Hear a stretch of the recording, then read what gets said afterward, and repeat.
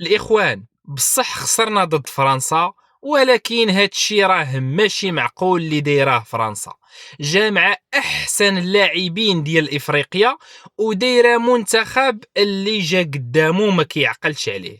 والمنتخب المغربي راه ممكن يواجه اي منتخب اخر في هاد كاس العالم ويربحوا، ولكن هاد فرنسا راها في الخيال اخويا.